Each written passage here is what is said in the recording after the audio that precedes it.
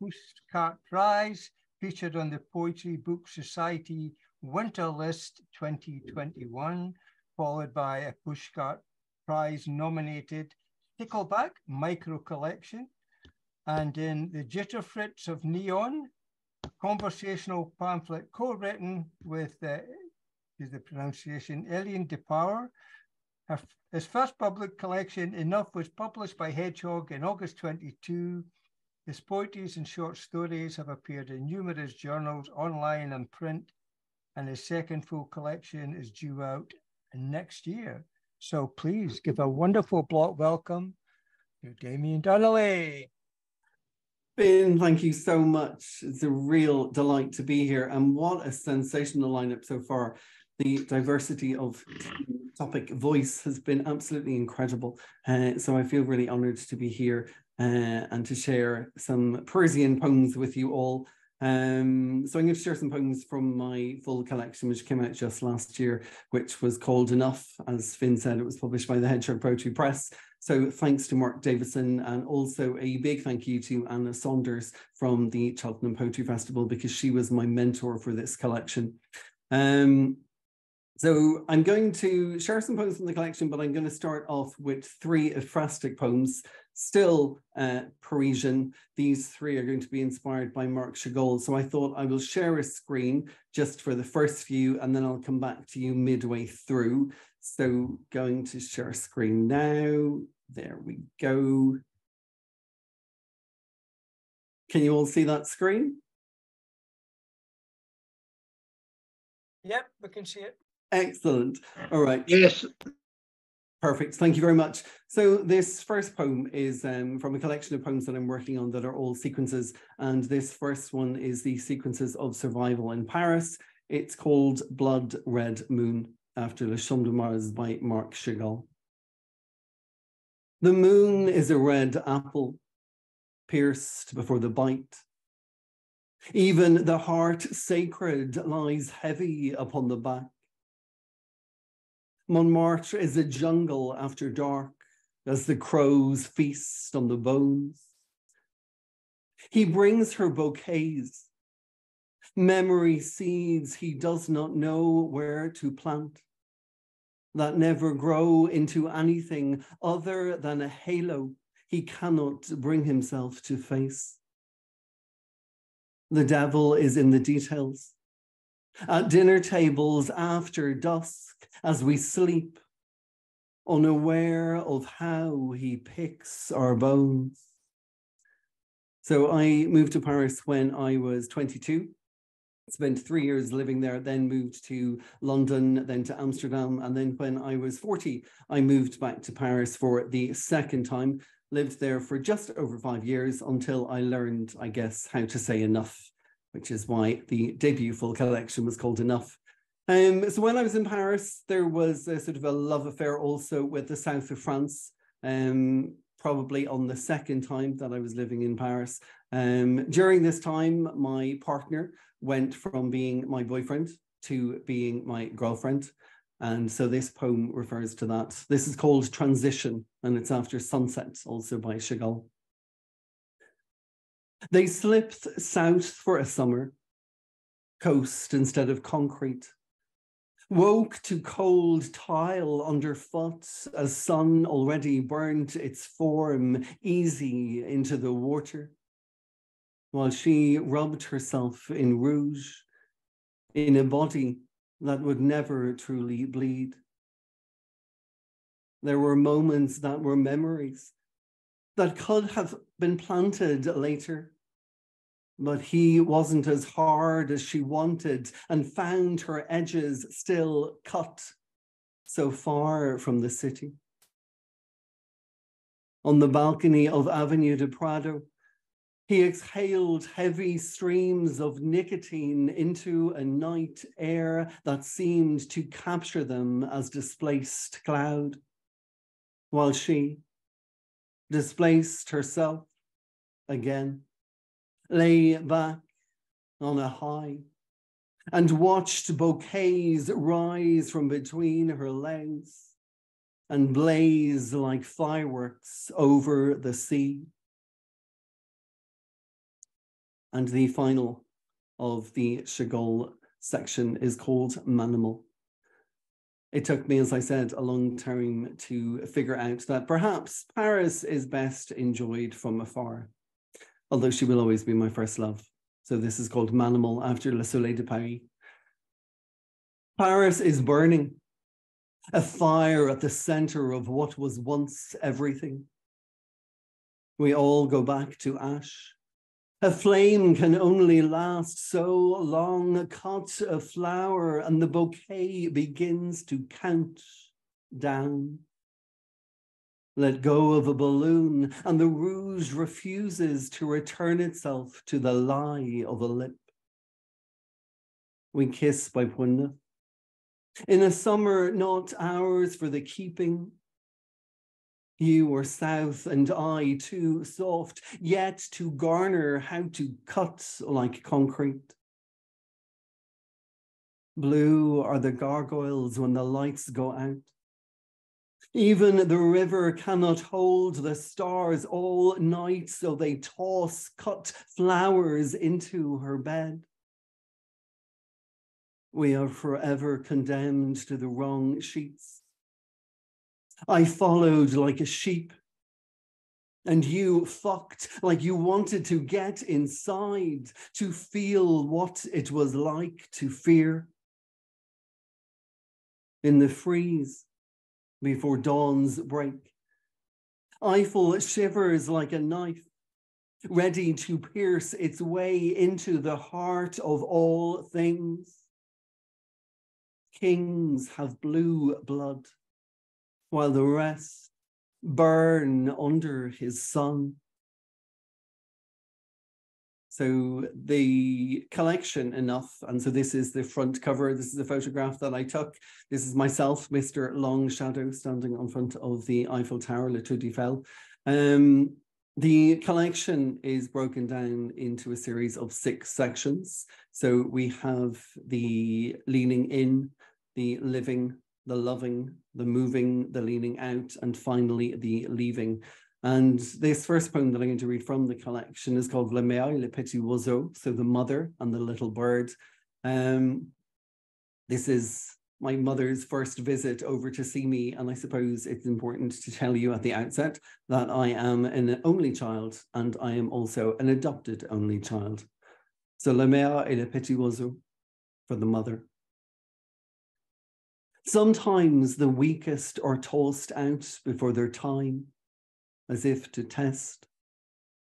When you're the only one raised in a bed of beginnings collected from other trees, you have to push yourself out or stay and choke.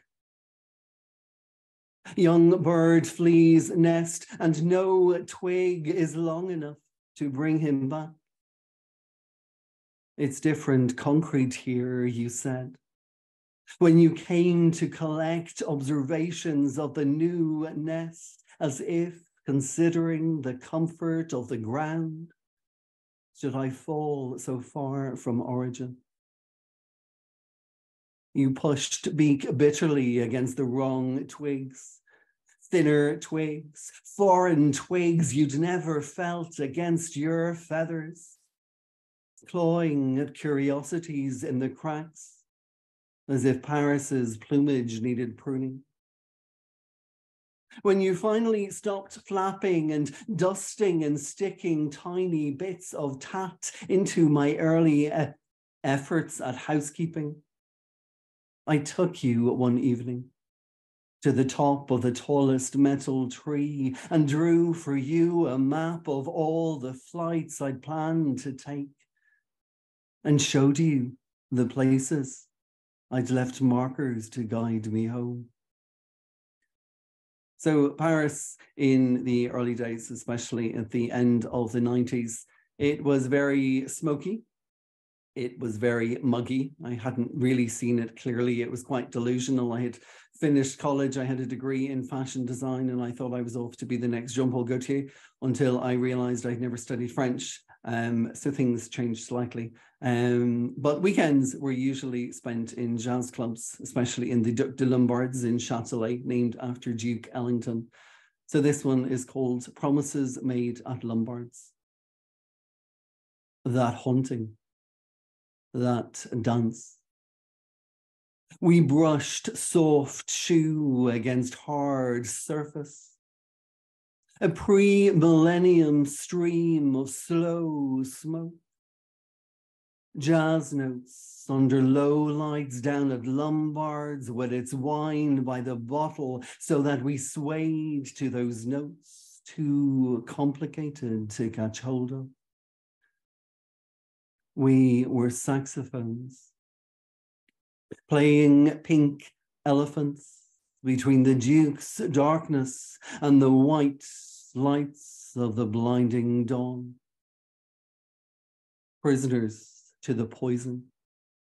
We stepped across that floor, already haunted, devouring desire. Before it was kissed by the ghosts we'd promised each other not to shake. And the final poem that I'm going to screen share with you is called 98 Boulevard de Montparnasse, or 98 Boulevard de Montparnasse.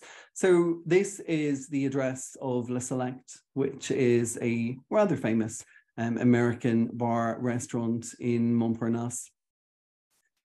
Weekends in Paris were usually spent in galleries, and Sundays were usually reserved for either terraces and people watching, which is the Parisian pastime. You have to smoke, even if you don't want to, and you have to drink countless amounts of coffee. But sometimes they were spent in restaurants with myself and my dear friend Mary, where we would tell each other about our adventures, our conquests, tease each other about what we'd recently tasted. So this is 98 Boulevard de Montparnasse. We met often on Sundays. Too old for Le Capole, but nostalgic enough for a slow seat at Le Select. Wondering if it was Hemingway or our own Beckett who'd left the brolly on the stand. An unclaimed link to a time now meandered into myth, like we were. At times together, apart, same road, different direction, coming in to catch up over cuisine as traditional as the easy step of their formal waiter who oozed professional, but held friendly for the others after. We sipped on selected Sundays, quelques coupes de champagne, amid the outdated gentry with coifs and curled mustaches and curious colognes, sitting next to history hunters who wondered where Picasso sat and was the light right on their profile just in case. We too came in curious with odd colors, chords we'd been curating in sketchbooks, curious as to whether someday someone would wonder where we sat, would wonder if we were the owners of all those brollies they wanted to grab hold of in the hope they'd feel the weight of a purpose. We met often on Sundays, always sandwiched in between the heavy courses of foie gras and collet d'agneau, and sipped champagne while serving each other accounts of our own liaison, watching to see if one aroused the demand of a dessert. So the next poem, Ça suffit, I'm actually going to share with you via a video. So Ça suffit means that's enough. This poem talks about rain and brollies, and one of the things about Paris, one of the things that I always seem to notice, I seem to feel, was that the rain came down in straight lines, like it didn't hit you in the face, it didn't bash against the window, it just hit you. It just fell straight on. So for this one, I'm going to share a video. I hope this works. It has music and sound, so if you can't hear any music and sound, you can give me a little holler. So hopefully this works. and this is called Ça suffit.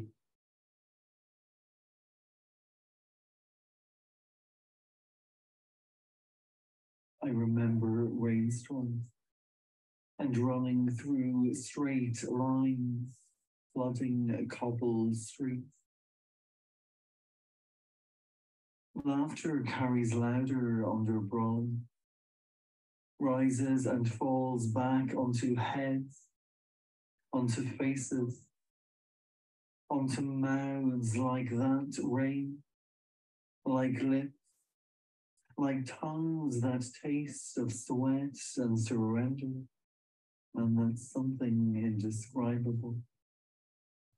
That tiny space we save for later, when we admit to knowing while running that something was always missing.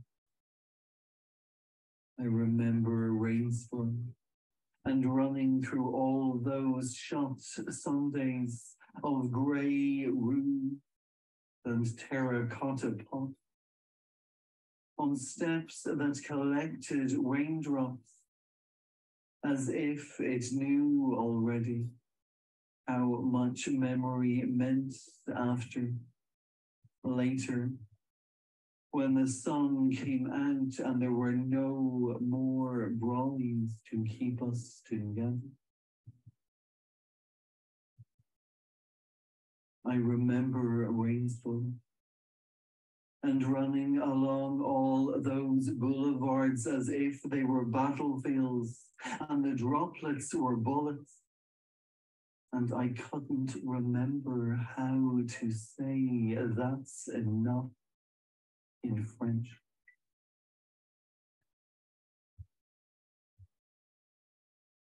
And so you're back to me. Thank you so much. So we've got 3 poems left. I'm going to leave you at my face for the final 3. So I moved back to Paris when I was 40. It was 2015. I moved there in the summer, and then I was there on Friday the 13th in November. So this poem is called Slow Moving Sorrow, Friday the 13th. In a supermarket on a Sunday in the 14e, on the 14th, in numb November in Paris, their Paris, our Paris, my Paris. People push grief in comfortless trolleys down shadowed aisles of silence. Strangers claiming their spaces in queues of slow-moving sorrow, in the wake of all we lost behind the light. In a supermarket, in the 14th, on the 14th, as the numbers rise on a Saturday morning, a morning of mind-blowing numbness. There is nothing available on a supermarket shelf to replace the loss of what we lost in the night. So a couple of years later, I myself was just packing up my bags and getting ready to move back home. I'm from Ireland. Welcome to Dublin. This is Lusk in County Dublin, just by the edge of the sea. So I was getting ready to pack up my bags when I turned on the television and, well, this poem arrived. So this is called When Notre Dame Came Falling Down. I'd started packing up places and folding them into pockets of dried time when I saw her burning. I was to the north of her center at that time, upwind of the flames that were already ashes when they reached my tongue. I took communion there years earlier, taking the wafer onto that tongue that had yet to know the taste of ash. People came with novenas and cried as the stars turned on, as if caught by the fires below, and the river ran black, as if already in mourning. Say, come see Kilclan, it's in more, someone said. As I pulled tape over another packed box, the river would carry downstream till it forgot its way back. They all stood there by the Seine, where les bouquinistes sold fading books that smelt of death, while the ashes fell upon their heads, their eyes, their lips, and their tongues. And so there we were, the grieving and the leaving, open-mouthed, desperate for one last taste of what we had believed to be eternal. And so the last poem I'm going to share with you. So I left Paris, now living back here in Ireland, and have been here for about 3.5 years. Paris is Paris, you know, she's a beautiful city, as I said, possibly better to love from afar. She is built of concrete, and those corners can cut quite a lot when you're done visiting all the museums.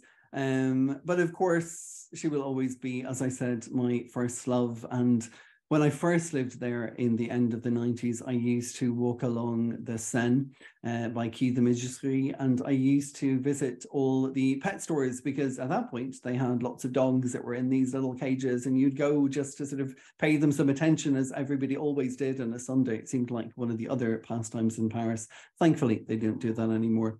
But I suppose that's where this poem came from. So this is called Quai de Mégisserie. And thank you, by the way, once again, everybody, for listening in, and I can't wait to hear everybody else read afterwards. There's a part of me there still, with you below the bridge, by the river, smiling. There's a part of me there still, with the water rushing, time flowing, by the bridge,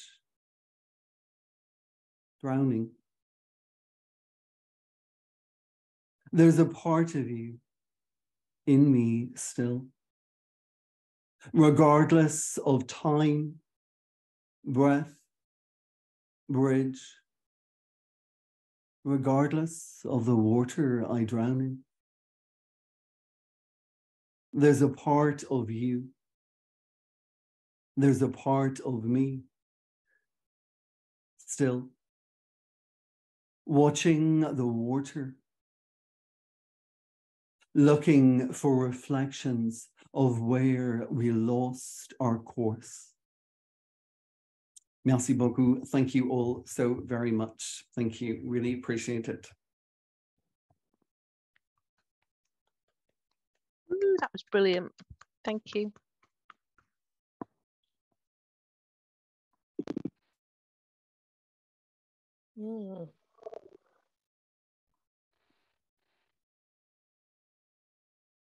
Can't hear you, Finn.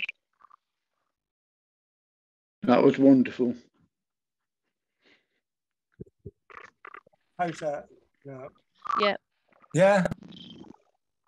I'm having problems. That's it. I'll go back again. Thank you, Damien. That was an enchanting, captivating set. That was absolutely.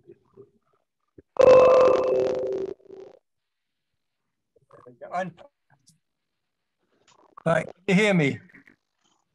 Yeah. I can hear you. Yes, can hear you now. Thank you. Third time. Thank you. An enchanting, captivating